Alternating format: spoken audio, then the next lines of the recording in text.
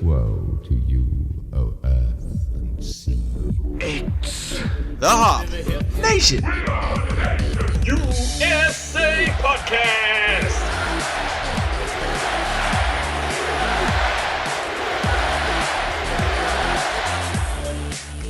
Welcome back, everybody, to the Hop Nation USA podcast. My name is Adam. I am your host, and this is episode 199. We're almost to 200. I cannot believe it. It has been going on for, some would say way too long. Some would say not enough. I'd say just long enough. So this is our 199th episode. This is the Travis Pastrana episode. Welcome. Steve, you're here too, right? Yeah, I'm still here. I'll still do this. I have to. Yes, because you're the one that edits this, and if you weren't here, then this wouldn't get put out. Yes, if nobody hears the podcast, then was it ever edited? No. No. And if this doesn't get put out, then it just turns into me sitting in my living room talking to myself into the void. Yeah, that's fun. Which is not great. That would just be a Twitch stream of mine because no one would listen to that. It's also fun. Adam's Twitch stream coming up. he has no way to hook up his PS2 to stream, so you can't watch him play Tony Hawk, but you can just believe in your heart that he is. At that point, I'd probably go get like an old Burger Time console. Like an Atari? Yeah. Well, I think that's old school Nintendo. I think Burger Time? I played Burger Time on the Atari as well. Okay. Yeah. I mean, it's so far back, who knows anymore? We could say ColecoVision and no one knows the difference. You're just aging yourself a little bit. Just Yes. I'll just say I'm glad that the camera is not a 4K version because then you can start seeing the gray hairs that are starting to sprout out. But that's okay. I earned them. So that voice that you heard means we have a guest. It is not just Steve and I yelling at each other about over craft beer and things that don't actually matter in the real world. We have ourselves a guest, and we have Chrissy Smyth. She is the head honcho, the queen bee, as it were, of the Colonel Drake Wine Walk and Beer Fest. So a couple of weeks ago, we had talked about Beer Fest kind of opening up a little bit here in the area. So we wanted to bring somebody on who actually has direct involvement with one of these events happening to talk about what's going on, how things are coming together for 2021, what sort of pitfalls, all that sort of stuff, because we're actually getting back into some semblance of Beer Fest season. So we wanted to go to the source, and we got a good one. So Chrissy, welcome to the show. Thank you. It's been too long. We've been planning this for quite some time. We have. We planned this last year. And then we did. We went, Yes, unfortunately, the world decided to explode. Yeah. But we're back on track. So welcome. We get to talk wine walks and beer fests. Yay. But before we get there, we have to talk about what we're drinking. Steve, you have a beer? I do. It's the return of beer. Thank God. You have paid your beverage penance. Yeah, I paid my beverage penance for last week, and now I get to drink beers that I want to drink. And this week, I'm drinking, and I'm starting off with the Bacchus, which is a Nitro beer, and it is a Nitro Frambozenbier because it's a framboise beer. It's raspberry. It's made by the same people who put out the Kasteel Rouge. I love it. So you're already happy. I already know. Yeah, it's good. It's great. It's really smooth, and it's easy drinking. It's got a great big raspberry flavor to it, and it's only 5% alcohol. So it's something that you can put a lot down of, but it's definitely, because of the nitrogenated nature of it, it is more thick and it is more creamy, and it makes it more of a desserty drink than, say, just like a parking lot crusher.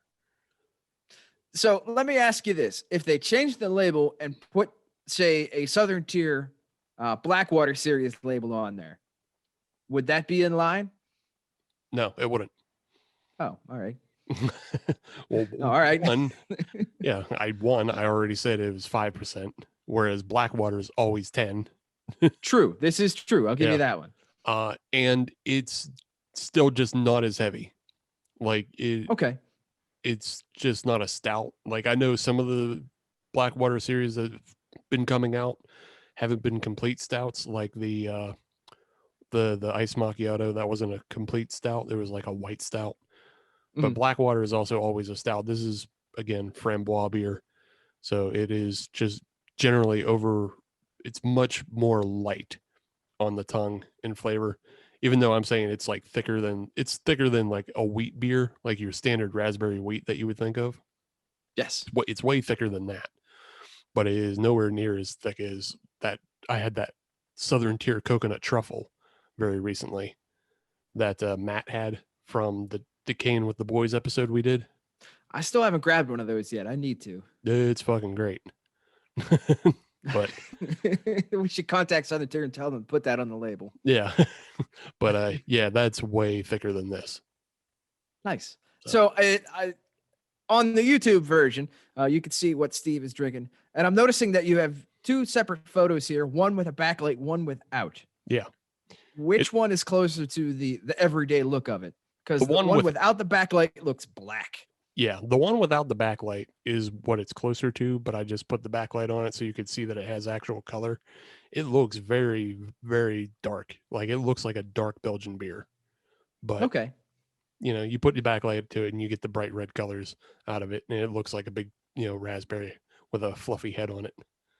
I say it does look like a very appetizing beer. Yeah.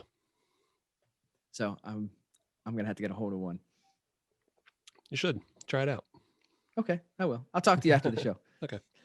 So for me, I don't have one of those, but what I do have is one of the beers that is going to be at the Colonel Drake Wine Walk and Beer Fest. This is from North Country. This is their Harmony Hefeweizen. It has been way too long since I've had a Hefeweizen, and the streak has been broken. I'm back, baby. I got one. I'm happy. This comes in about... It is that season. I am happy as a clam. Comes in about 5.7. So we're kind of working in the same area, Steve, where it's actual beer. We don't have to worry about those numbers. We don't have to worry about, crawling up the stairs later on. So what's nice about this one is it does have, it kind of leans more in the banana flavor than into the clove side of things, which I prefer. I much prefer the banana flavoring than to the clove side. So it is a very classic Hefeweizen. They didn't try to doctor it up or make it weird or anything. This is straightforward Hefe. Fun. So it did have a very, very decent head on it whenever I poured it. It did go away eventually, as all heads mostly do. It didn't have that full cloudiness. It is a little bit clearer than some other Hefes, but as we say, who cares what it looks like as long as it tastes good? As you say. As I say. As you say. Okay. All right. Martin House excluded. I still have a very deep appreciation for a nice looking beer. You're just willy-nilly of like, nah, whatever. Right, because I probably already paid for it at that point. I'm not going to throw it out. Oh, it looks hazy. Well, no, I would never. No, you'd never throw it out, but you can still complain. That's the point. It's the point of the internet, Adam. Jesus Christ. To complain about things that you bought. I could find something on Amazon. I can leave a review on that, even if it's not the beer. Exactly. I'll start complaining there. Yes, it's the whole point. It's the reason why the internet exists anymore. You complain on Amazon about the shitty cables you bought. You complain on Yelp about the shitty food you ate. You complain on Untappd about the shitty beer you drank. See, no, I'm going to go on to Amazon and find like a listing for like a 3-pack of bandanas and then talk about shitty hazy IPAs. Sure, you can do that too. Just let them have it. Somebody will agree with that review. Let them have it. The Amazon's full of bot reviews anyway, so you're throwing your trash in there. It doesn't matter anyway as well. It all just becomes one big trash island after a while. Exactly. Man, good thing electrons are free, except for when they're not. All right. So we've got our beers lined up. So I guess it's time to talk about the news a little bit. Right. The notes. Perhaps a little bit of the neat. Can do. Steve, you got anything? I got a couple things. And we're talking beer fests, and both of the newses I have this week I can use the word event and the word fest in. So it's tangential in that way. That's as close as I can get. But the first event I have is it's a beer event, and it's somewhat close to Erie, because it's Erie County, New York. Ah. But yeah, in the Buffalo area, they are starting a campaign of a shot and a chaser for free. Except for the shot is a vaccine and the chaser is still just a beer. And it doesn't even cost you $5 like it would in a pub in Chicago. Right, yeah. And like a dirty bar in Chicago where you get an Old Style and an Evan Williams, this is a Moderna and depending on what brewery you go to, but there's a number of them participating. The first couple ones that signed up are Resurgence Brewing and Flying Bison, which I believe we featured on this show in the first like 10 episodes. Yes, they were one of the OGs on this show. And I seem to remember we enjoyed their offering too. I don't have bad feelings about it, so I'm going to go right. I wasn't mad when I saw it in the article. Yeah. But they're offering themselves up as vaccination sites. So you can show up to the brewery, you get a vax shot, and then you get a free beer along with it. That's not a bad deal. Now, do you get the free beer on the second shot too? Yes. Or just the first shot? Yes. So they're doing the Moderna shots. So yeah, you have to come back for your second dose, but you also get a free beer that time as well. Can't beat that. Exactly. Why would you? And honestly, it's taken this long to get there. It was going to happen. It was inevitable that we were going to get to this point. If they let Gen X and millennials plan this, we would have had everyone vaccinated. You just have to give everyone beer. It's a pretty simple thing. It's like next and easy. Even if you weren't planning to go there for a shot, you might just get it because it's there and you're there and it's free. Exactly. I mean, that honestly says a lot because that probably addresses a lot of the people that are just kind of apathetic to the whole thing. Yeah, exactly. Yeah. You know, it's not people that are resistant or anything like that. They're just, I'll get it eventually. Well, here's your eventually. Go get a beer and a shot. Here's how you have a beer. I'll shoot you in the arm as you drink. It's fine. Right. Ooh, I wonder if you could do that. What? Take a shot as you get a drink? Yeah. I'm going to say probably not, because there's that whole 15-minute waiting period. Oh yeah. So yeah, they just want to make sure you don't have a reaction while you're drinking. Minor details. Yeah. But I say that's the medical professional's problem, not mine. No. I got what I needed twofold. It's their job to stop me from doing it. But, yeah. So apparently, like May 8th is the first event date set up for Resurgence Brewing, and then Flying Bison. I don't think they have a date set up yet, but I was reading, and apparently the founder of Flying Bison is really behind this because he actually was infected early on and just like knows how shitty it is. So like he's really adamant about trying to get people in the New York area because he's like, I don't want other people to get it. It fucking blows. Right. It sucks, dude. Don't let it happen to you. That should have been the marketing campaign from the beginning. Yeah, this sucks, dude. Don't. Yeah. Again, if you had the millennials and the Gen Xers running the show, that's what would have come out, and we'd have been done with this already. Yep. But, yeah, and just part of it is because they're having problems getting people. Like you were saying, Adam. Like a lot of people are apathetic to it, so they're having trouble getting people to get in as much as they'd want them to. Mm-hmm. I don't know if we're having that same problem in Pennsylvania, but if we were, then hopefully somebody of importance is listening and, would pay attention. I saw on the news tonight that there's like 4,000 vaccines that are going to go to waste because demand's dropped so much. I saw that as well. So if we mention John Fetterman right now, that means that we can tag him on Twitter. Sure. Say, hey, John Fetterman, why don't we get something going at Brew Gentlemen? Or maybe we just have enough listeners at breweries that the breweries would reach out to the health department and pitch this as an idea, because that's kind of what New York did. So, yeah, hey, it's a thing to do, and it's an easy thing to do, and you get free beer. Why be mad at that? Why? Exactly. Don't make this more complicated. It's Yeah. free beer. Yeah. Adam, did you have a news or a note or a need? So I just had a couple of quick things here. This is more Pittsburgh centric. But if you're listening to the show, I'm sure you may already know this if you're here in the Pittsburgh area. But there's rumors of rumblings that Full Pint is coming back.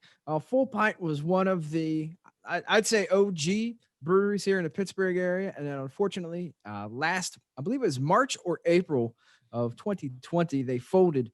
But it looks like there is a resurgence. They have a bit of a social media campaign going now saying we're on our way back. That's the only details that I have right now, but I am happy to hear about it and happy to see it because I could use a good White Lightning right about now. I like a good wit, and White Lightning was a good wit. So I'm here for it. I hope it comes back, and I hope they're successful. Yeah, they had a really decent portfolio that I enjoyed as well. Because like they had the Festivus and the Night of the Living Stout. So yeah, I look forward to them coming back. They also had the Ale Satan, which was a very, uncommon beer to get, but it was that scorpion pepper. I believe it was a sour. Yeah. I don't remember. I know that I've had it, but again, it's been a couple of years since I've had it. I enjoyed it. It was I remember that much. It wasn't just a sour. It was a Berliner Weiss. That's what it was. It was a scorpion would do pepper Berliner Weiss. And then they also had the Luxuria coffee IPA. That was really fantastic. So, yeah. Yeah. Unfortunately, with Full Pint, and this is me getting into a bit of an opinion, I think they kind of got caught in sort of the Penn Brewing level where they were here before, the second wave came in. Your hitchhikers, your grist houses, things like that. Yeah, I honestly don't know what happened to them financially. I don't either. Like I said, it's just my opinion. Yeah. I don't exactly know what happened to them financially, so I have no opinion and I have no idea. But I'm glad they're coming back. So me too. So let's plant that seed whenever they're back in production. Let's have them on the show. Yeah. Chrissy, were you able to get were you able to get a bit of Full Pint up there before they went under? So to be honest, not a big beer drinker. Adam tries really hard. I don't recognize the name though, but that doesn't mean it's not up here. Like I said, I'm not a big beer drinker. I'm definitely more on the wine side. I don't know, maybe Adam knows a little bit more. Okay, So unfortunately, up. What's that, Steve? No, go ahead. Oh, I was gonna say, unfortunately, once you get up past I-80, the beer scene changes a lot. A lot of the Pittsburgh breweries don't reach up there nearly as far as they should. So hopefully that'll change soon. I mean, we have plenty of people up here that drink, like plenty. So they really should get on that. Just saying. If you're gonna drink a lot, you may as well drink good a lot. Yes, we live in a time when you can have both quality and quantity. So yes, and an excuse because everybody's still working from home. Right. All right. So, anything else, Steve? Anything you got going on? Yes, I got one more that is somewhat related to what we were just talking about, because we were talking about the Luxuria and the Ale Satan, and both of those were actually very common offerings at Brutal Beer Fest. Yes. So I don't know how aware you are of this, Adam, but there's a thing called Knotfest, which was Slipknot's metal music festival. No, but I assume at least some beer was served in a beat up trash can. Sure. I don't know if that was an official thing or just a fan did, but yeah. So basic story, it goes, Ozfest more or less died in 2011. So Knotfest, Slipknot took up the mantle and started holding Knotfest in 2012. And they've continued it on since, and they've built a brand out of it, and they've got it to the point that they do international Knotfest. They do it on cruise ships. They do it, all around the world. Now they've paired with a Cicerone by the name Cicerone. Oh. That's the one thing out of that show that I appreciate. Everything else, hot garbage. You can only appreciate it simply because it annoys actual Cicerone. So yes, yes. But But a Cicerone by the name of Adam Zuniga, he is he's a metal fan, obviously, but he's also very knowledgeable of beer, and he's paired with Knotfest to create a monthly subscription box of the most metal beers. Interesting. Yeah. So how does that work? So again, being a metal fan and a Cicerone, he curates the beers from specific breweries, and if they have some sort of like metal leaning or a metal tie-in, basically it's just beers with like scary can art or an actual, metal band tie-in. Like this month, they're offering the Saison 13 by Unibrow, which is a reference to Hangar 13 and Megadeth. I figured you'd get that one. Yes. Yeah. But they also have Nightmare Brewing, which that's just scary can art. I assume Burial's involved in there somewhere as well. I don't know. I think they've only been doing it like 2 months. So I don't know that they've gotten to Burial yet.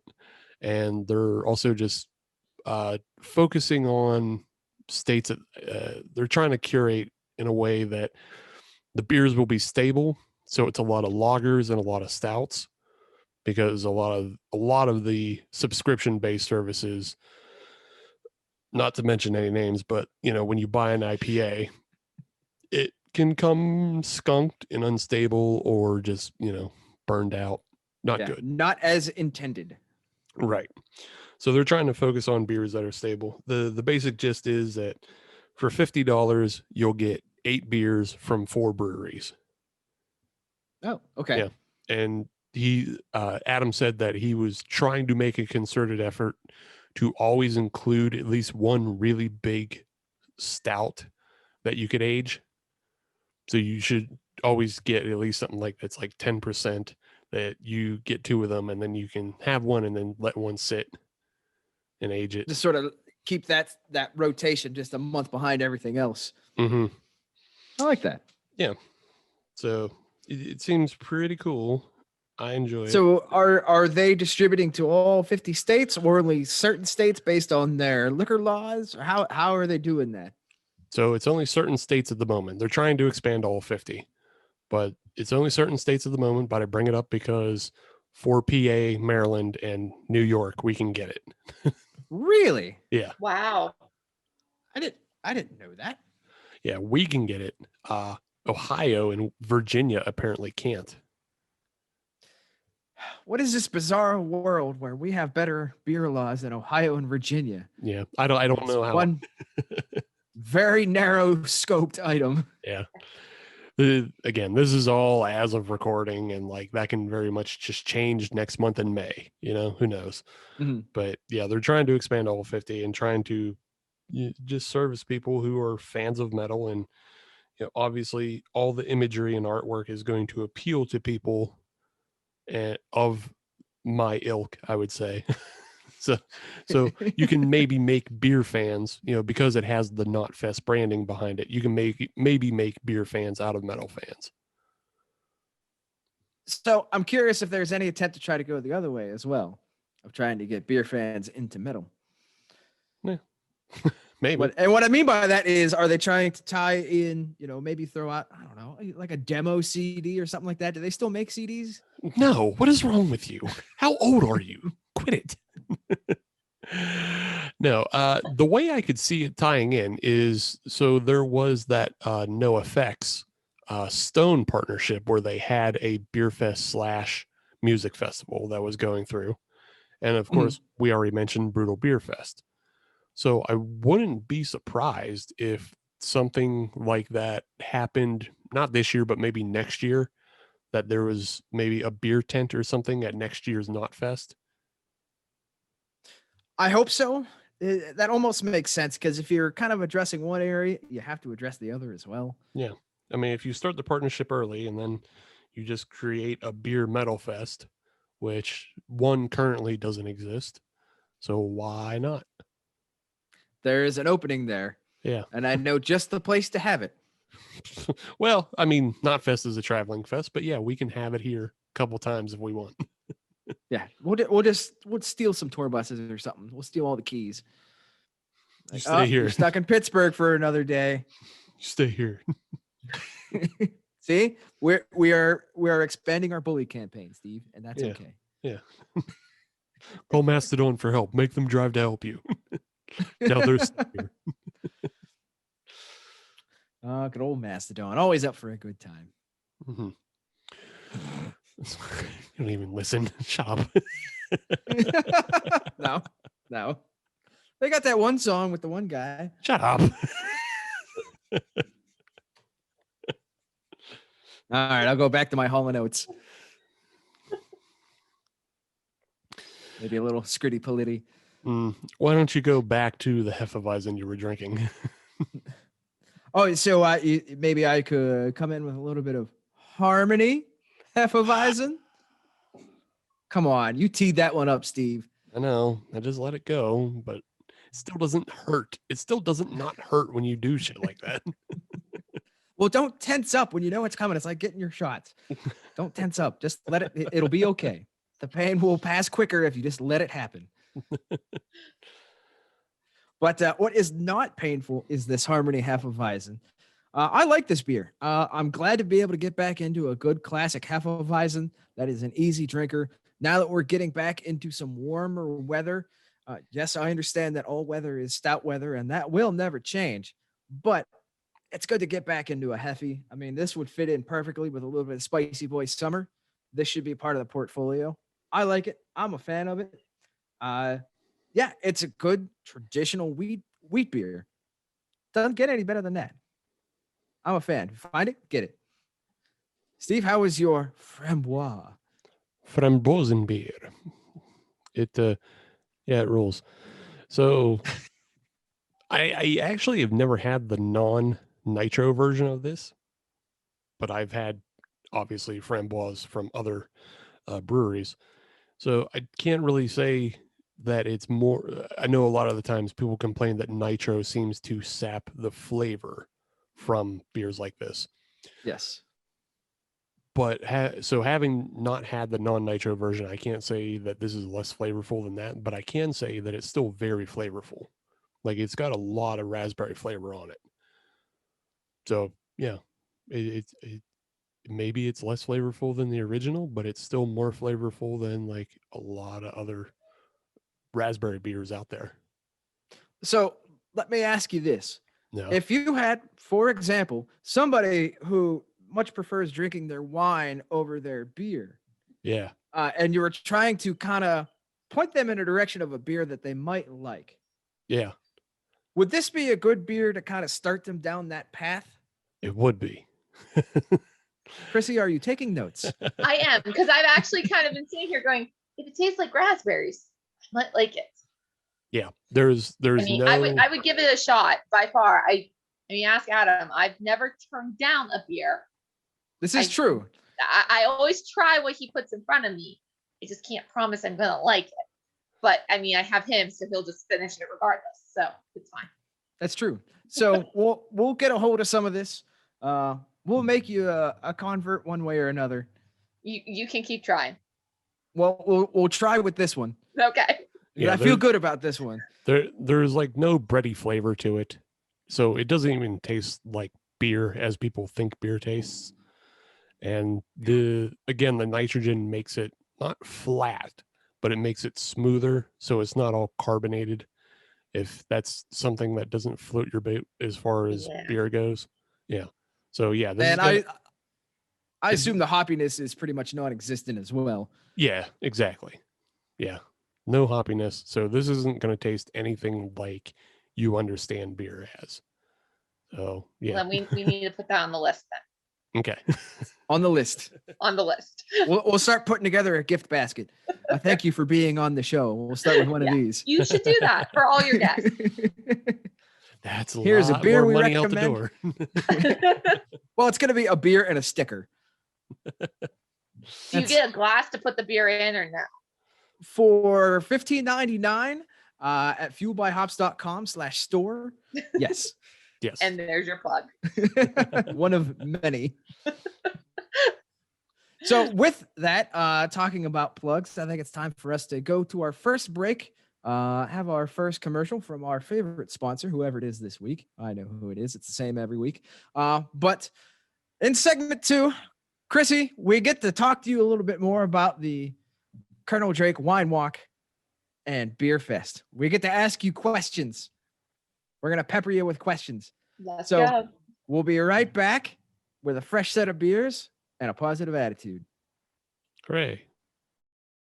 Welcome back, everybody. It is still episode 199. You have not switched episodes, although I do recommend listening to all of our other 198 episodes once you're done with this one. If you already listened to them, listen to them again. It's worth it, except for maybe like the first 10. Listen to those twice just in case. But I am Adam. Steve is still here. He has not run off. And we have Chrissy Smyth, the head honcho of the Colonel Drake Wine Walk and Beer Fest. Chrissy, thank you for sticking around. Thanks. I'm glad to be here. I am glad you're here as well. You are the person that is representing the precipice of us getting back to some semblance of normalcy. I'm trying. You are the torchbearer, and we appreciate it. Yeah. So why we are excited is this is, I would say, our first prime opportunity to be able to get back into socialized drinking, and also in a responsible manner. So before we get into that, we should also be responsibly drinking a beer because this is a beer podcast. So we should probably talk about what we're drinking right now. I'll go first this time. Steve took the lead last time. I'm drinking another beer, another brewery that will be at the Wine Walk and Beer Fest. This is an absolute classic of mine. This is probably one of the first craft beers I ever had that pulled me into this ridiculous world. It is the Erie Brewing Company Railbender. I absolutely love this beer. It is a Scotch ale, 6.8% ABV, 26 IBUs. It's fantastic. Just look at it. It's a thing of beauty. If you're only listening, you can't see it. Go buy one, drink it, you'll enjoy it.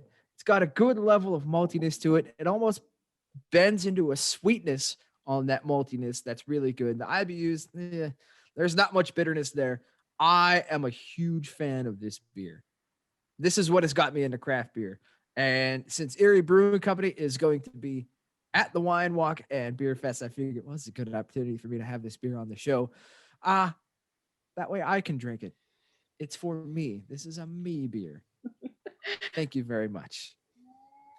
Steve, how about you? What do you got going on over there? Do you like that beer or what? I don't know. I'm on the fence about it. Couldn't tell. So I frigged up. And Great. I'm not drinking beer. Frigged up. Wait, what's going on here? So I have the Lindemans Apple, a lambic, and it says beer on the label, but it's only 3.5%, so not beer. Oh. But I figured bring it on because we are talking about this wine walk. And the wine walk is going to feature wineries, breweries, distilleries, and cideries. Yes. And so it's apple, but it's still not cider. And it's also not beer because it's only 3.5%. Yes. For those that are not familiar with Steve's rules of beer, any beer that is under 4% ABV is not technically beer. No, that's like kids' beer. Yeah. Yeah, it's for children. It's for children. It's for children. It's for the youths. Yeah, not American children because we're all uptight and shit. But, like I'm 90% sure there's kids who are like 13 having this with lunch before they go into trig class. So Probably. Yeah. I maybe have done better in trig if that's what I got to have at lunch. Right. Just saying. If you could just everything would have realigned to make sense. Yeah, if you could chill out with just like a nice little apple beer to go with your, piece of pizza. Yeah. Your square of pizza. Yeah, your square of pizza. Although I believe their lunches are better in Europe anyway, so who knows? I don't know what they get. I don't know what they get though. But otherwise though, it still does not count as cider because cider is just purely apple juice that's fermented, whereas this is apple juice, but it also has a grist to it, meaning that it has barley and it has wheat. And then it's wild yeast fermented. Gives that little extra tang to it. but So is this a foreign or domestic offering? a very foreign, That's what I thought. a very foreign. This is Belgian by way of Belgium. All right. So it took a nice little boat ride Mm-hmm. or Yeah, and aeroplane. And I believe most people would know Lindemans for their lambics, their Krieks, and yeah. But I've never had the apple version before, so I just picked it up. Nice. Give it a whirl. Don't hate it. All right. If that was your next question, no, I don't hate it. Good. Yeah, Good. It's a nice drink for children on a hot day. Yeah, we'll have to send them that as well, so they put that on the label. Yeah. We'll open a whole new market for them. Yeah, it's very it's actually very sweet up front, and then kind of dries out on the back end. Again, this is something you might enjoy, Chrissy, because it's not traditional in the way that you think of beer, and it's Yeah, still, he has some good beers, Adam. You really like. I understand that, and this rail bender, I would not recommend it to you. No, we did that one once, and it was a bad decision for me. So Steve has swept the series already. He's gone 2 out of 3, and we haven't even gotten to the third segment yet. No, right? yeah.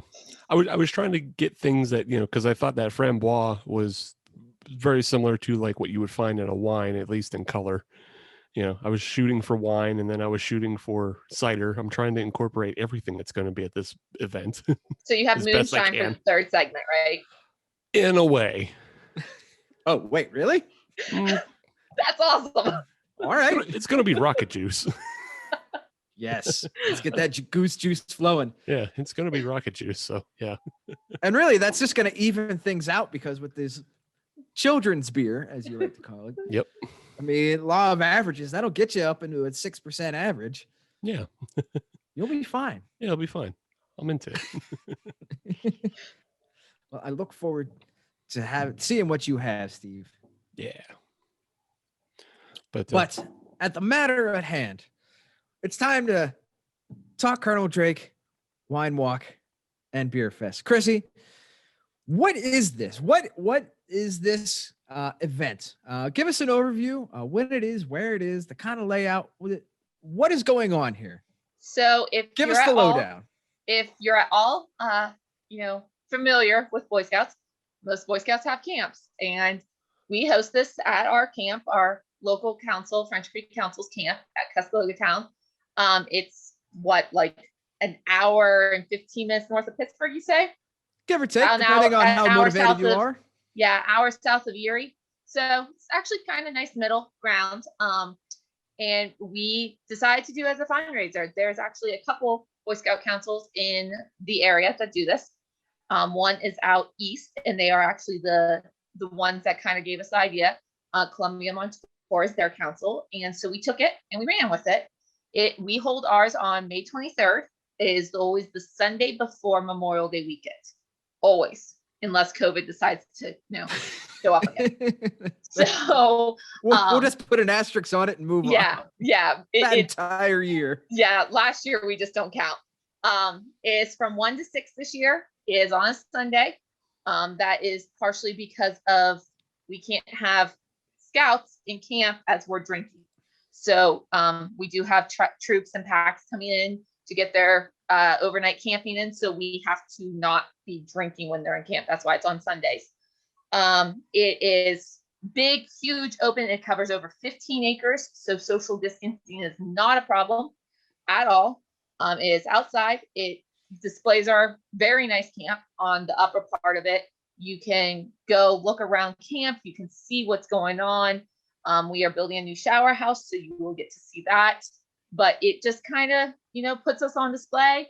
And a lot of people don't even know our camp exists where it does. And it's not that far for a lot of people to come. Excellent. Yeah, I full disclosure, I've been there before. Just once or twice, right? Yeah, just once or twice. Just once or twice. So I am a full proponent of this event. It's a very good event. It's well organized as well. But one thing I wanted to talk about, me coming from the beer world, this is set up a little bit different than how things are set up, I would say, in the wine world. Mm-hmm. Can you explain the difference between what a wine walk is versus just a general beer fest? How does that change? How does that differ?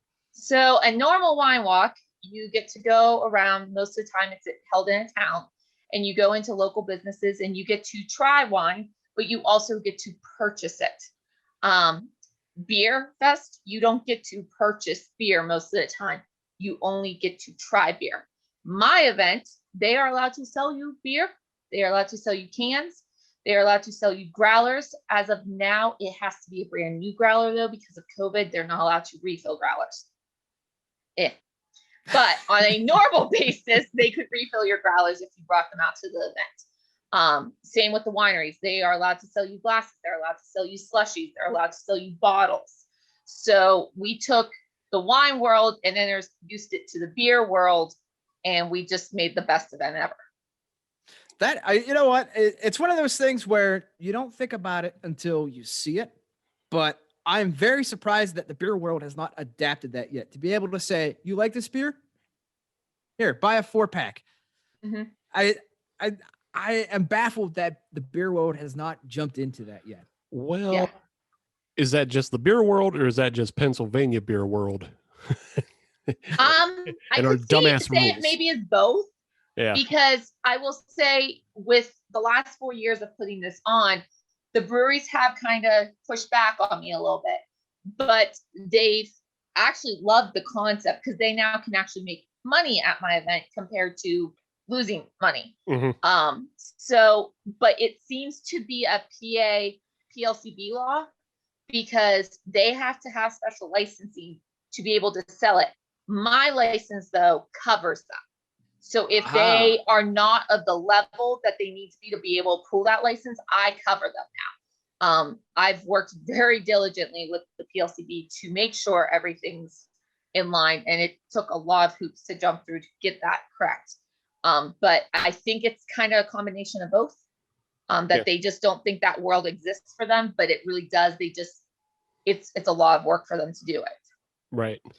So something I want to suggest, now that we've talked about this, and something to point out to our Pittsburgh listeners, even though your event is about an hour away, a lot of the breweries that are showing up are in that area and farther. And those breweries of note, like Voodoo and Erie, that are going to be up there. But also you have North Country, you have Lost in the Wilds, which I believe we featured on this show in the past. Hop Asylum, which we've had, Clarion River. All of those breweries, they're a little too spread out, I think, for most people. Mm-hmm. But with this one event, people can come into your event. They can sample all of these breweries that would normally take them a week and some Marriott stays to get through. And they can also just take some home with them. Mm-hmm. So yeah, I like this event so far, now that you're saying that, you know, people can take stuff home with them. Yes. And the other thing I just wanted to say is those distilleries are going to clean the fuck up if they can sell slushies. Yeah. The distilleries definitely, they follow a different set of rules than a winery and a brewery. They're only allowed to serve so much during one visit. Now, that doesn't mean you can't go back. There's always the loopholes. We all know them. We live in Pennsylvania. But they are only allowed to serve so much liquor per visit because they're a distillery. They definitely have a little bit stricter laws, but I would expect it almost for them. Thanks. So the one thing I'm curious on is on the logistical side of things. You start hitting breweries, you start hitting wineries, and you keep going, oh, I want one of them. I want one of them. I want 2 of those. I need 8 of those. Pretty soon you've got 4 boxes worth of wine. How are you going to carry that all around? So we actually, a typical wine walk, you will have what's called a wine check. And what will happen is you will have a name badge, but it doesn't have your name. It has a number on it. And we'll give it to you when you register with us. And you go around, you say, I want to buy that bottle of wine. You give them your number, and my people will come and pick up your wine, and we will take it to a central location that at the end of the event, you can go down, say, this is my number, and we will hand over all the alcohol you bought. And if you bring a party bus, we will actually load it into the bus for you and take care of you right out the door. And full disclosure, it's not if you bring a party bus, it's which party bus you arrive on. Exactly. Very good. An unfortunate missed opportunity, though, is having scouts ruck your alcohol back and forth to your car.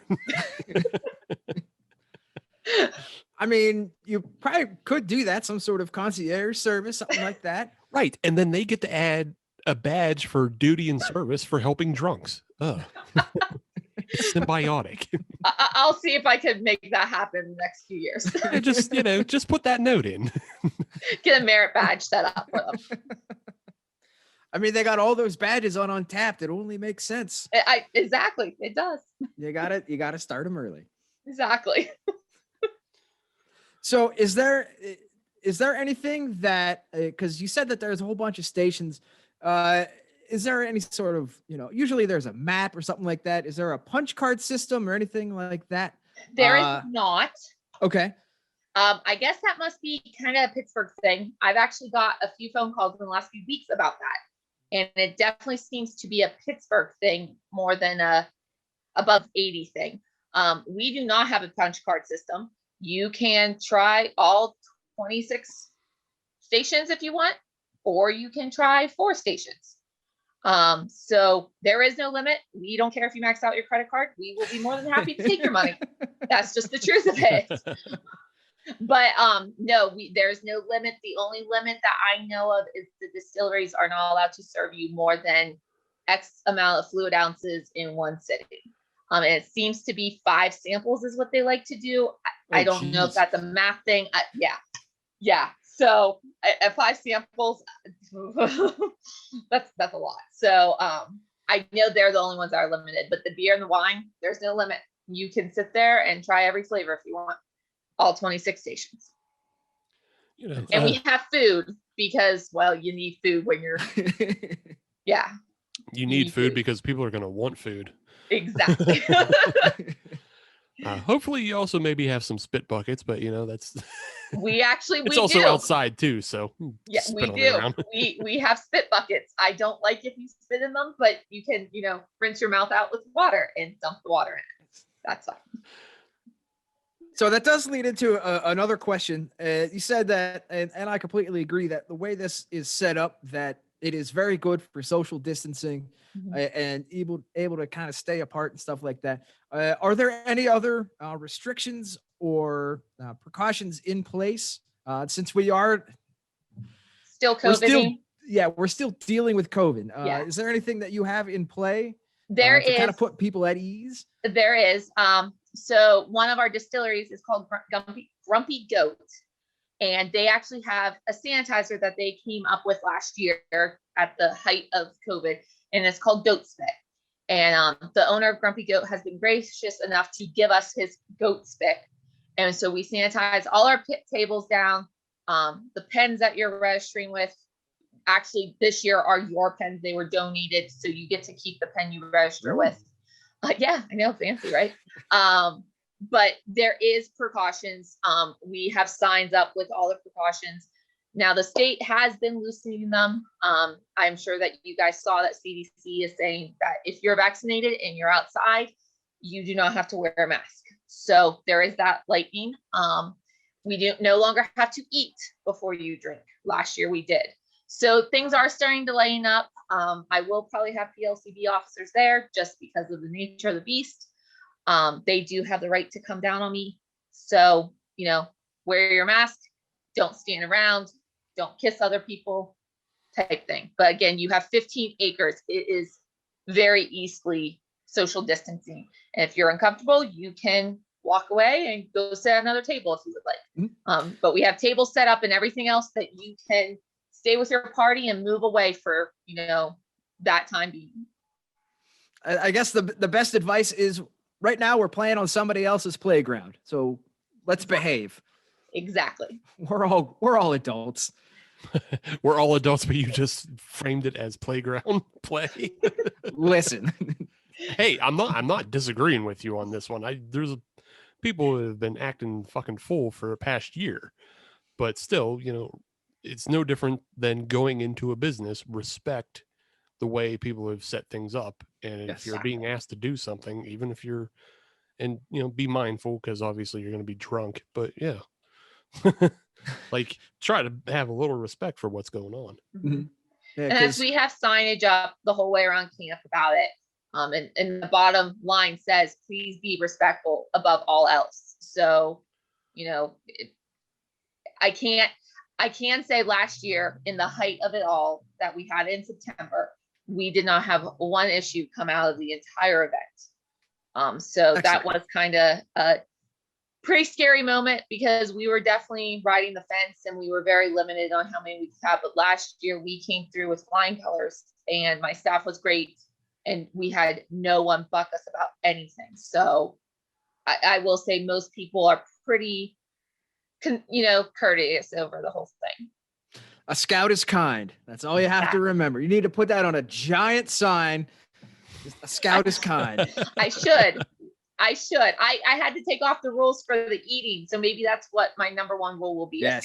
Underline, exclamation points, bold font. Yeah. And Uncle Sam pointing back at you. I'm talking to you. Oh, I just had another amazing marketing tie-in for this. Go ahead. Scouts have neckerchiefs, do they not? They do. And what can neckerchiefs also be turned into? Bandana masks. Duh. Everybody gets a bandana mask.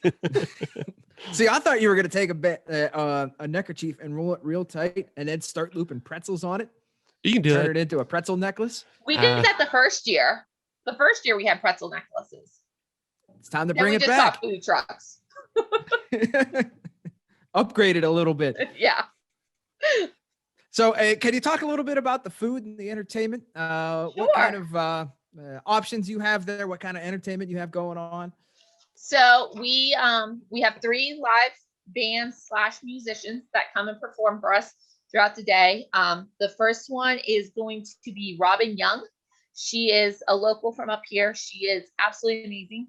I can't talk more about Robin on how nice and how great she is. The second act will be Joyride. They are quite well known up this way. There is 5 members to them, I believe, and they rock the house. Everyone loves them. I actually usually get messages after the event is over saying, who were they? How did we get them? We want them, to come to the Moose or the Elks or whatever. So they are quite popular around here. And the last one is actually personal friends of mine. They're called Whiskey Sundae. They're a duo / trio that come around and perform at local bars and, venues around here. But those are our 3 musical acts this year. Next year, I actually think I will bump it up to 4, just because we have lengthened our time and I could actually use a 4th act, but this year we're just sticking to 3. So they'll play all day long, and when they're changing sets and stuff, we will have regular music playing. So there's never going to be quiet time, if you want to say. As far as food, I have 4 food vendors this year. I have JP's Tickle My Ribs barbecue. They're out of Franklin. He does all kinds of smoked meats. Let me tell you, the Piggy Mac, it's to die for. Like, you need to get his Piggy Mac. It's macaroni and cheese that has pulled pork on top. Oh my gosh, it's so good. Oh yeah. I highly recommend that one. Oh yeah. The Log Cabin Restaurant, which is local around here, they are coming out, and it's a pretty big deal. They're coming because their restaurant actually caught on fire about a month and a half ago. So they are still going to pull it together. They have a food truck. They will be coming out and supporting us. And a lot of people are excited to see them, just because it was such a tragedy for our area to lose their restaurant. They have deep fried cheesecake. So good. Like, so good. So that's my little plug for them. The other one is actually a former scout of ours. He is from Erie, Pennsylvania. His name is Clay Hanna, and his business is called Dining In with Clay. He is making tacos this year, and last year he also made tacos. They were so good. He actually sold out halfway through the event last year because people went back and got more. He's not sure what type of tacos he's making this year, but definitely check him out. And the last one is the Cranberries Lions Club. They are coming out.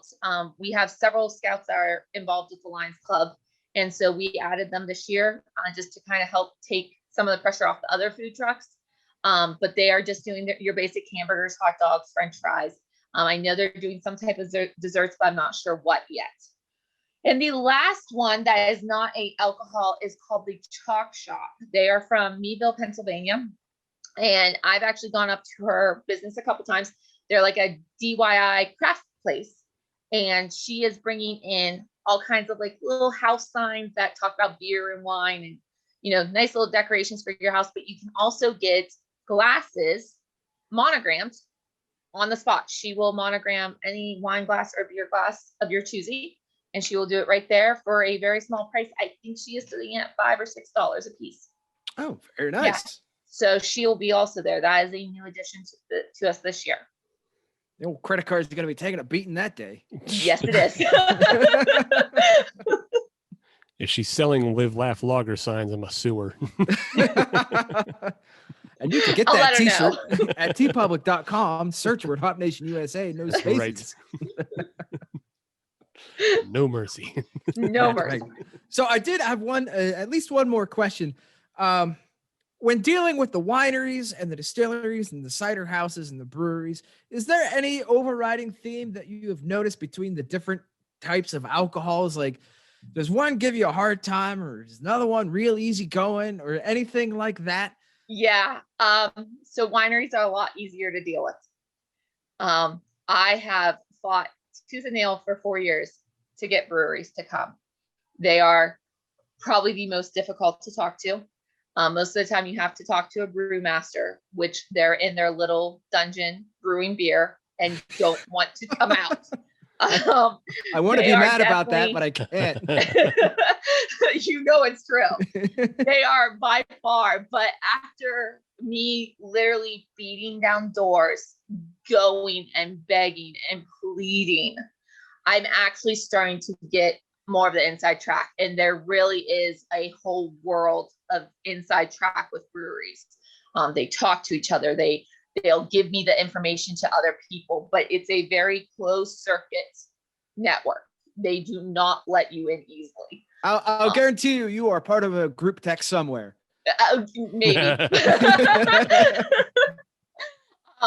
Breweries are definitely the most difficult, and I honestly think it's just the nature of their beast. This year has been terribly difficult on them because with COVID, when they got shut down, a lot of them had to toss their beer. It skunked before they could sell it. Where the wineries, they lucked out, wine can sit on the shelf. So I really struggled to get the breweries I had this year because they weren't sure if they were going to have product to sell or even to give away. And I lost out on some because they're just not big enough and they just don't have the manpower or the brewery power to make the beer fast enough for them. Mm-hmm. Yeah. But that's good for the ones that were able to show up for this. And obviously they see value in your event because, again, they're able to sell their product there. Yeah. I know in general, a lot of breweries are not looking forward to going back to Beer Fest because, like you're saying, a lot of the times it's just giving up beer and, giving up manpower and not getting a whole lot back. Yeah. Except for 3-star Untappd reviews. So I just like to assume that all the distilleries are just all the wild boys. And they probably just have all the liquor loaded up in the back of their truck anyways. Pretty much. I looked at all of their websites, and yes, I'll confirm. I looked at their websites. It's all corn whiskey, hooch selling. They sound like a bunch of wild boys, and people who go up to that event are going to have a good time. Yeah. Oh, yes. Oh, yeah. Yeah, very much so. They'll be asking where the fire is by 4:45. Mm-hmm. Yeah. Well, I mean, our distilleries are MLH, that's Algro City. So, okay, we have Chicken Hill. Take the name as you wish. We have Grumpy Goat, and then we have Lynchwood Spirits. So, and none of them are in a big city at all. MLH is my biggest city, and that's Grove City. So, it's not really that big. They've got an Advance Auto Parts. Yeah. I say is my hometown. Yes. Just got one last year. Yeah, I was like, oil free, we just got one. Next, you'll be shooting for a General Dollar. Oh, we already got 2 of those. Yeah, that's what I was going to say. We have 2 of those. We have a Family Dollar too. So fancy. So, Chrissy, why don't you just give out real quick where people can get tickets for the event? If you go to Facebook and type in Colonel Drake Crawl, you will go straight to our event page and you say see more details, and you will have a link. The link is www.scoutingevent.com/532-CD Crawl 2021. They will share that for me. It is a scouting website, is meant for troops and packs to be able to book camp. So it's not super user friendly, but it's not bad. If you have any problems, feel free to call me. I will be more than happy to walk you through it. If you are like, I can't do this, call me. I'll get you set up. Not a problem. You can also buy tickets the day of the event, but it is $5 more. And I'm sure we'll have a link on our Facebook and Yes. Twitter for you guys to get to that event as well. Yes.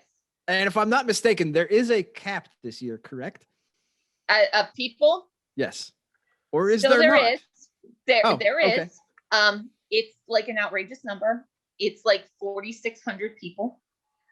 We did have to sit down and figure out what the capacity of 15 acres was, and then divide that by, I think, 75 or something, and then make sure that everyone still could be 6 foot apart. And it's still 4,600 people. So I would love to see that number, but it's not going to happen. So No. You got to market it the other way. And social distance very much in our event. There are only 4,600 tickets available, and they are going fast. So get them now before it is too late. Exactly. I'd love to see And if that. I wake up tomorrow morning and we have 5,000, we're going to have a problem. No, the people that didn't get tickets are going to have a problem. Exactly. Yeah.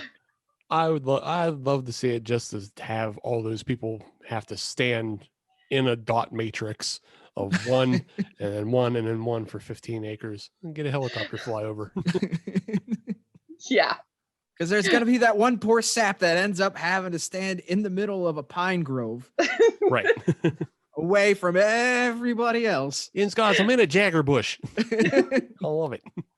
It's not our fault. Blame the Matrix. So Steve, why don't we get back to the beers here? Yes. How was your child-sized beer? I mean, it was both child-sized in alcohol and in volume, because it was 3.5%, but it also comes in this fancy little 8 fluid ounces. It's perfectly suited for a Swedish or Belgian child's snack at lunch. But yeah, it's good overall. It's clean and easy drinking. It's not overly tart, like, American sours are. American sours are very sour a lot of the time. But yeah, and it's a classically known name, Lindemans. Everybody loves it. So It's true. Whenever I think Frambois and things like that, Lindemans usually pops up. yeah. So check it out if you haven't checked out the apple flavor. It tastes very much like a cider, but it's not. It's just not. It's not the way it's built. And that's okay. I told you why earlier. Weren't you paying attention in the episode? No, I was too busy smiling from ear to ear because of this railbender I get to drink on the show again. Ah, yes. Guess what? I still like it. Oh, that's good. It's still one of the cornerstones of my craft beer. I don't know, Fort? Yeah. How Fort? shitty would you have felt if you were all excited to bring Railbender on and you just didn't like it this time? Oh no, what happened? We would watch Adam crumble to the ground. That's it. Show's over. We're done here. But no, we are not done. We have another segment. Chrissy, I hope you can stick around for that. We will be back with another set of beers. And I don't know, we'll do something fun. Oh, yeah. I got something planned. Excellent. All right. So stick around. We'll be right back. Welcome back, everybody. 199. I'm Adam. That's Steve. Chrissy's here with us, too. She did not run away screaming after dealing with us for 2 segments. We thank her for that. She is the queen bee of the Colonel Drake Crawl Wine Walk and Beer Fest. Thank you for sticking around with us. We appreciate it. No But problem. we have to get into our beers. Steve, why don't you go first? I'm curious what you got going on over there. I have nightmares. Oh, all right. So I've been trying to somewhat cultivate something of a theme, even though I'm just drinking what's in the fridge. But first segment, I had the Framboise, and that was like wine-ish because it's fruity and it's red. That's like wine. And then I had the Lindemans apple Framboise. Well, not Framboise, lambic. And that's like cider. And this, to honor the distilleries that will be at the Colonel Drake Walk and Crawl and whatever, it is fucking rocket juice. It's time to blast off, everybody. Oh, all right. Because I have Hoofhearted's baldest conga line ever. I feel that needs an explanation. Well, let me read the world's baldest conga line. And it is an imperial stout, if you could not tell by the photo, for those of you watching at home and those of us with here tonight. And it is 13.5%. All right. It has. Have a fun night. Yeah. And maybe next morning. Mm-hmm. It has banana, strawberry, pineapple, cacao, coffee, vanilla, and peanut butter powder. So I think, on top of the distillery homage, this will also cover all the foods that will be at the festival and all the other tastes that you'll be able to find at the festival. And all the groceries that you buy the next week. Yeah, exactly. This is everything and the kitchen sink. And let me tell you something about pouring this thing out. It was one of the thickest, syrupiest beers I have ever poured, ever in the history of ever. There was absolutely no head on it. It can't maintain carbonation because bubbles don't go through syrup. And then, as you can also see on the photos, I took my brightest portable light, turned it up to the brightest setting, which is literally hard to look at. And I put it as a backlight. And as you can see, no light makes it through to the other side. I feel like this is something that needs to be submitted to NASA.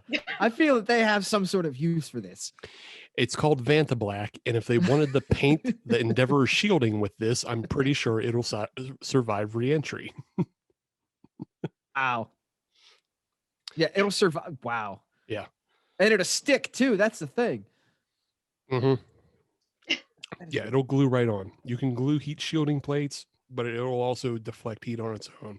To drink it though, it's actually not bad. Does it have any alcohol burn to it or anything? It has a good bit on the back end. Like there's a good bit there. But like up front and like for the most part, the drinking experience is pretty nice. You get a lot of the banana on the nose. It smells like a banana split. But you get some banana up front. You get a little bit of the other fruitiness. You get some coffee in there. I don't get much in the way of peanut butter powder. I don't know what that's. That's the thickness of it. Yeah. You don't really get the pineapple either. But in general, That is banana, strawberry, much. chocolate, coffee, vanilla. It tastes like a really, really fucking thick banana split with coffee. So I never thought I'd hear that sentence, and it makes sense. Yeah. I mean, if you've seen like some banana splits out there, they have that they do the cherry topping on the one flavor, they do the pineapple topping on the other flavor, and they'll do the caramel. I don't know why they went peanut butter powder and not caramel, but whatevs. Well, probably because they bought the rest of the store out. They decided, well, we'll get this too. Okay. And it was there. Fair enough. So was this a vintage acquirement? No, those are JRs. Really? Yeah. Oh. Yeah, JRs is actually, if anybody doesn't know or is unaware, JRs commonly has hoof-hearted singles in their mix and match. That is good information. Yeah, it is. A lot of the times it is the IPAs that they'll have, because hoof-hearted makes a lot of IPAs. But yeah, I found this one. I was like, I got to have it. So I'll ask a dumb question. Sure. If you were to try to get somebody from the wine world into the beer world, would you use this beer whatsoever? Absolutely not. No. Okay. Yeah, he only gets 2 out of 3 on this flood. No. I don't know. You don't know what I've got over here, so I don't know But- that. I don't know that anybody can get into this but me. This is this is both advanced level and disgusting. You have to be an advanced pig to like this. you have to be a masochist, but good at it. Right. Oh, I want to try it. I'll have to go get some. See if you can find one. Yeah, I'll have to go pick some up. So for me, I'm continuing the theme over here of breweries that are going to be at the Colonel Drake Crawl. And for this segment, I have something from Voodoo out of Meadville, PA. And this is their Good Vibes. This is their West Coast style IPA. Ooh, you're taking a bull on this Are one. you drinking an IPA for me? Yes. Wow. Yes. I feel that. I feel Guess what? that. I hate it. I hate it. Steve, you would love it. Probably. It looks good. I mean, it's got Oh, good. yeah. It has actual West Coast IPA clarity. Look at all that clarity as compared to what the hell I'm drinking. Right? But this is not a haze boy. This is not soft baby kisses. If you want something that is gonna have that hop residue and it's gonna stick around with you for a long time, the Good Vibes will get that for you. Clocks in at 7.3, so it is the highest of the episode for me, which is just a little over half of what Steve has. Yes. So I'm trying, but not that hard. But I would recommend this beer to people that like West Coast IPAs. But if you are a fan of the show, or if you listen to any other episodes, you know that I am not an IPA fan, especially the West Coasters. But I have to represent Voodoo. So damn it, that's what I'm going to do right now. I hate it, but you would love it if you love West Coast IPAs. Right on. That makes sense.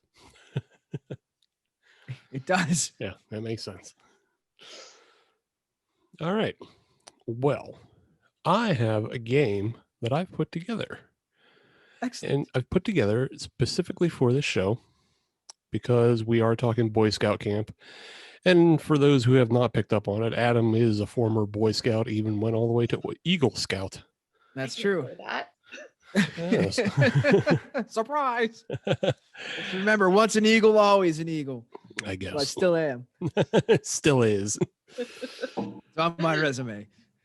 And of course, then, Adam, you would know that when you earn badges for scouts, you can also do it in a buddy system. Yes, you You can. have to have a buddy system. Yes. That is policy. You have to have at least one other. Where's your buddy? Buddy check. Buddy check. Well, See what you got then yourself into, Steve? I sort of knew what I was getting into, but then you'll appreciate the fact that in the third segment, you and Chrissy will be buddy system up to earn badges. Oh, All Lord. right. Yes. All right. Let's make this happen. I have devised 6 badges for you to earn, and hopefully you can win them all, but we'll see. All right. Your first badge, though, is the animal identification badge. Oh, Lord. All And- right. And in order to earn this badge, you have to name the 5 animals repped at the Colonel Drake Crawl. There are 5 animals that are repped within the event. Chrissy made mention of 2 of them already. Okay. There's Chicken Hill, so there's a chicken, Mhm. a grumpy goat, Yep. a bear with Bear Creek Winery. Try and think. As am I. There's a Copper Fox Winery. Come on, team. We got one more. Come on, Adam. I feel like you can get the last one. I should. I don't know. I'm lost in the wilds right now. I got it. It's Deer Creek Winery. See, that was the easy one. I figured Adam I would have just got carried you. I just carried you. That's right. Good job, team. that was your easy badge. Oh, great. Oh, God. But yes, you have both earned your animal identification badge because Bear Creek, Copper Fox, Deer Creek, all those wineries will be there, and then Grumpy Goat and Chicken Hill distilleries will be there. I don't know if we earned it, but Buddy system. Buddy system. Buddy That's right. check right Chrissy here. will just drag me along, and I'm all right Yes. with that. Moving on, it's time for your berry identification badge. Oh, Your berry identification badge. Noggin Noggin is one of the cideries that will be at the event. And so I want you to tell me whether or not the ingredient listed is a berry. So they have a number of ciders, and obviously ciders come in different flavors. And so I'm going to go through some of their cider flavors, and you just tell me, is it a berry or not? okay. There's 8 categories. So we'll see how many you can get and whether or not I pass you. All right. But we'll start easy. Margarita. Margarita should not have any berries in it. That's No margarita I've ever had. Margarita is not even a berry. It's not a fruit. An easy one. You just say no. Margarita is not a berry. Okay. Cranberry. Yes. Cranberry is a berry. Mango. It says berry in it. Mango.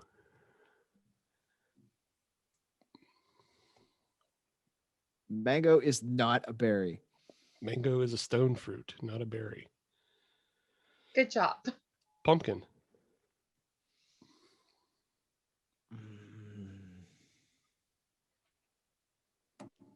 Is pumpkin a berry? See, now we're getting into the stuff that it could be. Sort of like tomato is a fruit sort of thing. Right. It gets harder, botanically harder. I'm going to say no because berries usually grow in like clusters on a bush or a tree. And I've never seen a not. pumpkin bush. Exactly. I'm going to go no. Pumpkin is a berry. Botanically, pumpkin is a berry. Oh. Strawberry. Strawberry is not a berry. Strawberry is not a berry. It's an accessory fruit.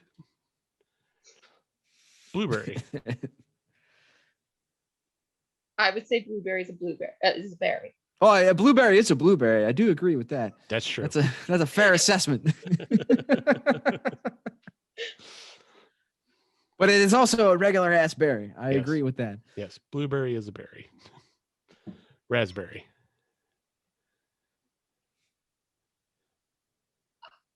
I'm going to say no because I would think it's the same as a strawberry. I would agree with that. That's right.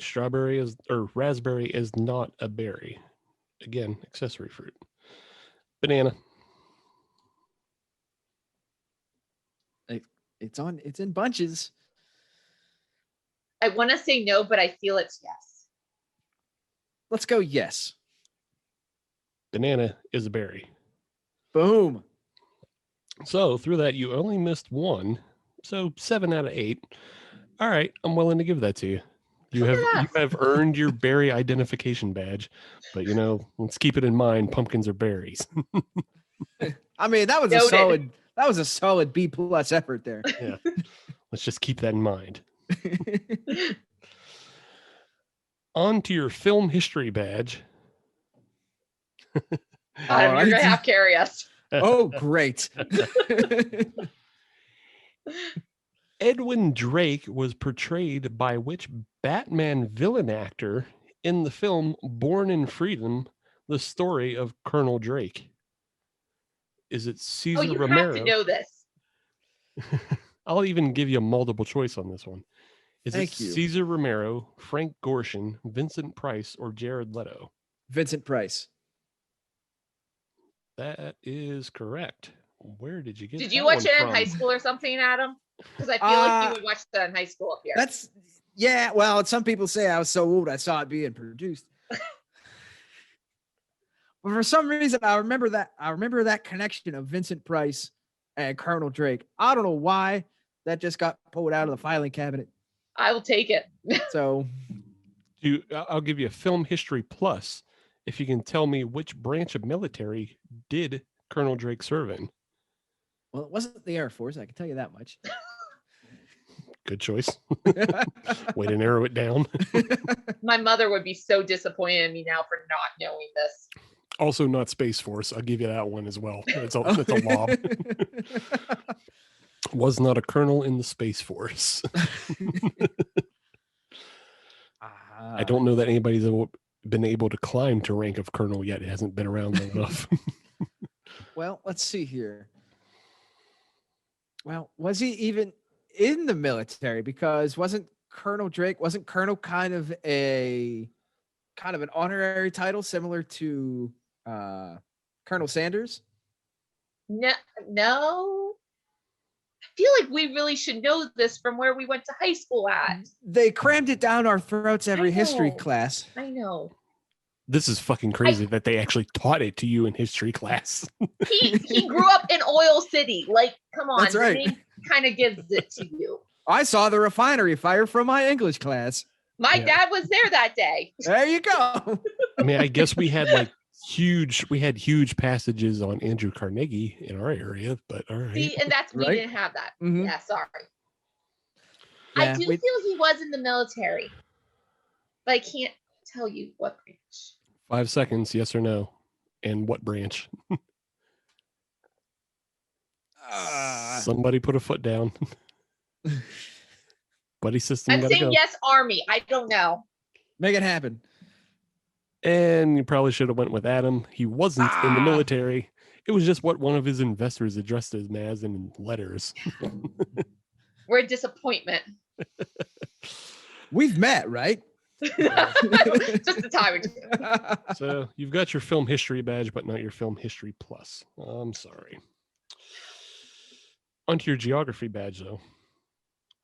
Which brewery, distillery, and cidery that will be at the event are closest to the Drake Well?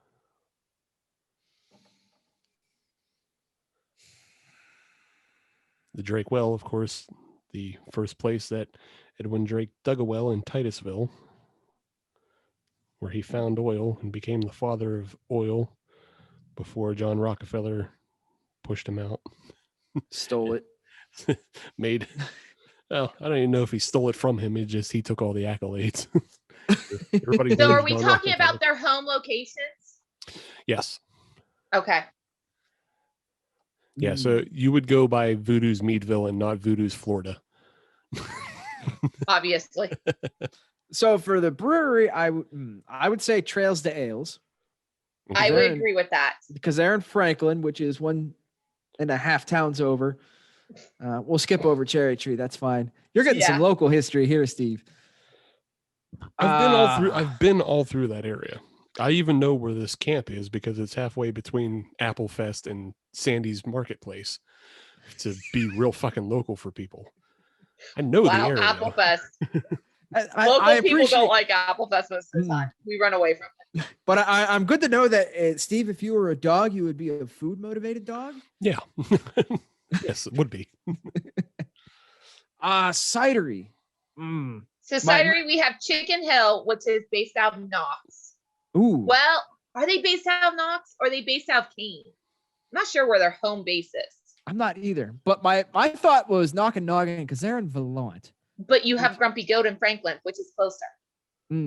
Well, are they a cider house and a distillery? Oh, no, they're just a distillery stuff. So, all right, I'll go with that for the distillery. Yeah, distillers, you have Davenport, Knock and Noggin, and that's actually it. Those are my two. So I don't know where Chicken Hill's based out. I want to say they're based out of Keene. Davenport's based out of Meadville. So you're going Grumpy Goat for the distillery? I would say Grumpy Goat for distillery. Yeah. And for the cidery? What's closer, Meadville or Keene? Oh, Meadville, definitely. Okay. Well, I'm Southern Bonango. I don't know these things. Then we're going to go Davenport. And Davenport is the correct answer. You guys got your geography badge. You know your fucking Pennsylvania, Venango County. You did it. I don't know if I should be encouraged by that or discouraged. Yeah. And you're right. Trails to Ales and Grumpy Goat are pretty much right next to each other. And Yeah. they're very close to Titusville. And then Davenport is closer on the east compared to Noggin Noggin. On to your cooking badge. I actually taught that. If the distilleries took products from everyone else and distilled them down, what spirits would they produce, and which is the most dangerous? Dangerous. Yes. So they take the products from everybody else who's there and distilled them down. What do they make Into one single product? Or from each, like one from winery, one from a cider house, and one from a brewery? That way. Okay. Yeah. What do you get when you distill wine? What do you get when you distill beer? What do you get when you distill ciders? A really rough morning. That too. That's our answer. You will not get your cooking badge for that. that's Or should you? That's just danger identification. I have no idea. I kind of want to say it's a cidery, because I don't feel like distilling apples would be a good thing. You would think it wouldn't be, but I would think it could get pretty dangerous with the arsenic in the seeds. So if you distill it far enough, arsenic would still remain. So I think ciders would be the most dangerous, unless we get nitroglycerin involved somehow, but I don't know how. Okay, that's a half answer. Do you have any guess at what the products that would be made? Oh God, no. No. My dad's a chemist. That doesn't make me. All right. If you distill wine down, you get brandy. If you distill beer down, Adam, you get whiskey. All right. How do you not know that? Lack of effort. And if you distill cider down, usually done through freeze distilling, you get Applejack. And it's not the arsenic that's the problem. It's the fact that freeze distilling produces methanol. Oh. Yes. And methanol. So we were right for the wrong reasons. Right. You failed successfully. Been there before. Yeah. Methanol is, of course, the byproduct that will make you go blind if you drink it. So, yeah. Okay. Did not know that. Well, now you know. Don't drink methanol, people. That's why I also safety tips with Steve. Yeah, it also is produced if you like freeze distill beer. We've seen that a couple times with different like ice box and things like that. It'll produce methanol, but usually you just don't drink enough of it to kill you.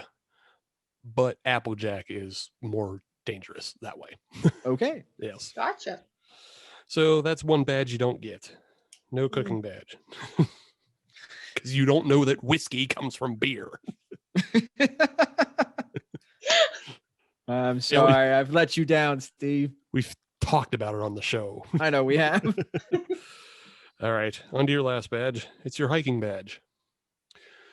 Well, this is very specific to scouts, but Adam, I'm assuming you've heard the stories of the Troop 496 out of Western Pennsylvania that will hike 100 miles into Camp Heritage. Yes. Okay. That was my old troop. Oh. I did not know that. I did not do that hike, though, so fuck that. That's crazy. That was my old troop, and I actually just assumed everybody did that. No, it was just these nutters. But good for them. They get to just show up in minivans? Yeah. But good for them, because they kept that tradition going for a good 25 years. So shout out to them. I quit. However, if you wanted to make that same 100-mile hike and make it the most brutal ale trail possible, what Pittsburgh area brewery would you hike from up to the event space? So if I were to find out what brewery? Essentially, what you're asking is which brewery is 100 miles away Yes, from from the Colonel Drake Crawl yes. Wine Walk and Beer Fest the Sunday before Memorial Day weekend from 1 to 6. Right. Tickets Good- are available good at the stalling. door. However, I recommend that you purchase them beforehand. Good stalling. Ah, What Pittsburgh area brewery is best to make that 100-mile hike? Where would you start? I would start at the brew house. You have to carry me on this one. Oh, good. I'm sorry. I'll give you a couple choices. Please. Hitchhiker, Mm-hmm. Spoonwood, Mondays, or Erie in Erie. So, first delay question that I have is which hitchhiker? Hitchhiker, either. I don't care. Pick one. Oh, great. Yeah, pick one. So Erie is out because it's less than 100 Erie's miles from way Erie closer than 100 miles. to the event space the last Sunday before Memorial Day weekend from 1 Okay. to 6. See, Mondays, Hitchhiker, and Spoonwood are all in the South Hills, so they're all going to be within spitting distance of each other.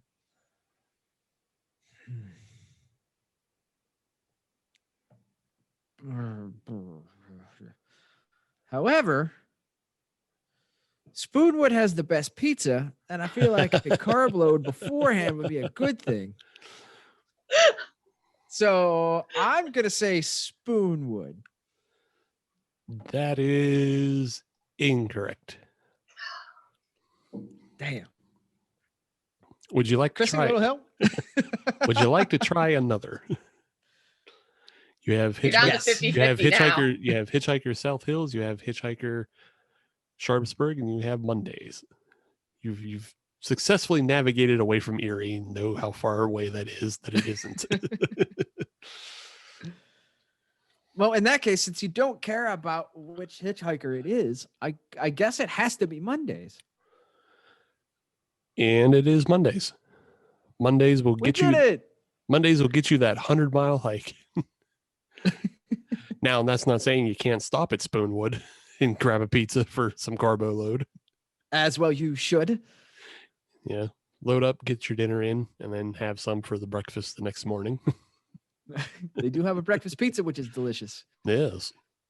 Hint, hint. So all your former troop members, you should contact them and be like, listen, you can do this 100-mile hike only to Custologa town, and you can drink beer when you get there. That's smart. See? Sure. If I even remembered who those kids were.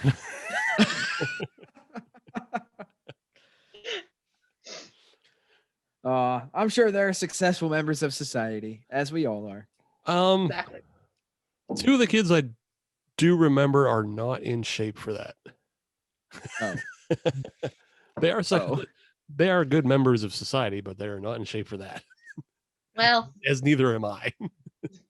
Got a couple of weeks. You- Be yeah, fine. just whip in the shape. That'll be fine.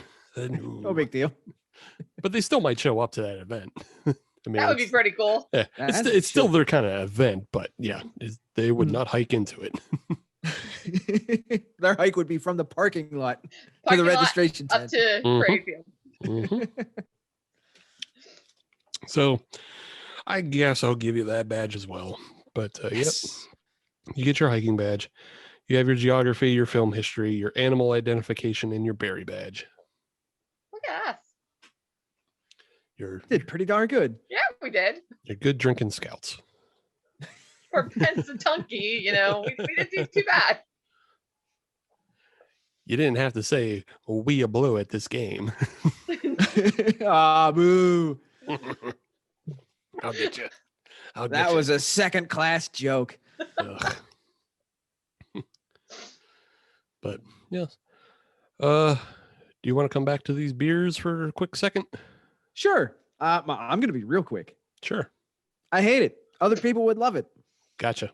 That's Uh, just do, it. do you happen to have do you happen to know what hops were used in it at least? I don't offhand. I'm sorry. I wish That's that I fine. did. Okay. No. Unfortunately, it's not on the can. Hey, that's fine. Not everybody does that, and sometimes blends change. No big deal. Right. But if you are a West Coast IPA fan, go grab it. I will say that. For the style, it is a good beer. It's just not a beer for me. According to the Untappd, it says Galaxy, Amarillo, Mosaic, and Apollo all make sense within a West Coast style. Yep. So that's right up your alley. Check it out. For me, the Hoof-Hearted, the world's boldest conga line, the giant banana split stout is all I can say with coffee. It's a banana split with a side of coffee, but it's all syrup, and I enjoy it thoroughly. So I'm glad you had that as the third beverage of the evening. Oh, for sure. Yeah. Otherwise, I would have had heartburn and burp ups, and I wouldn't be able to conduct myself in an orderly manner.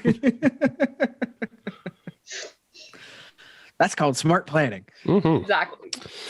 Rocket juice always for the third, except for when it's for the second. That's right. But yeah. Thanks again to Chrissy for coming on. Thank you for having me, guys. Yeah. Feel free to plug your event and how everybody can find it and tickets and anything else you want to talk about. Again, go to Facebook, type in Colonel Drake Crawl, will be the first event you find.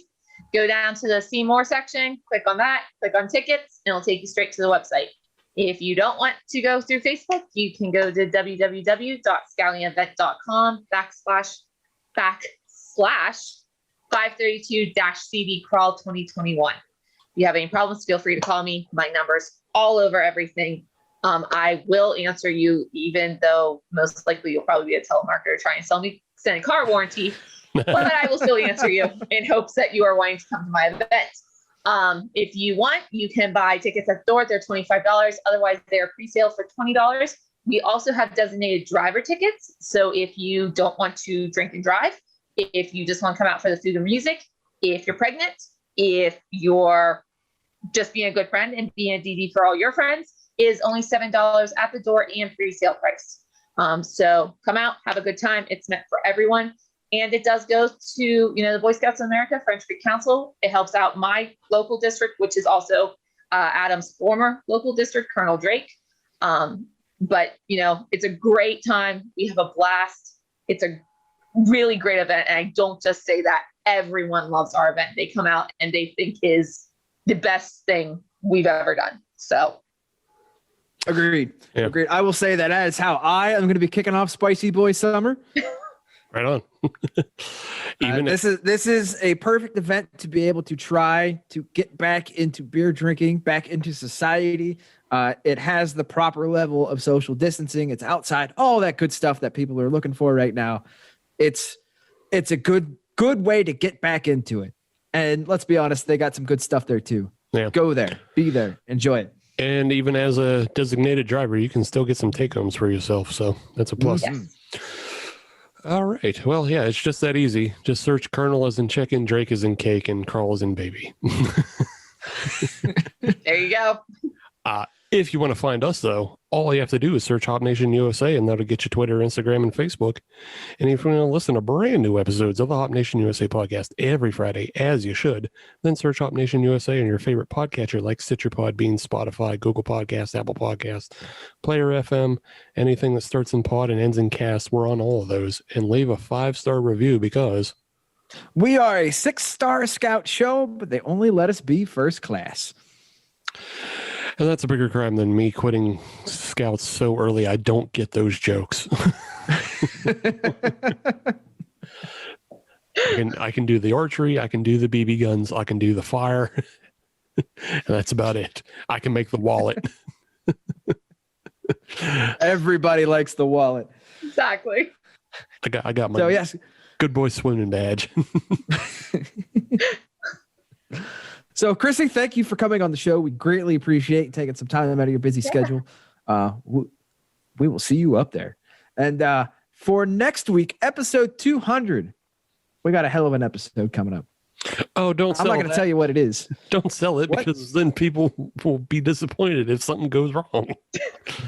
But yes, tune in 200. Yes, it's going to be awesome. Yes. All right. We will be with you next week as always. Bye. Goodbye.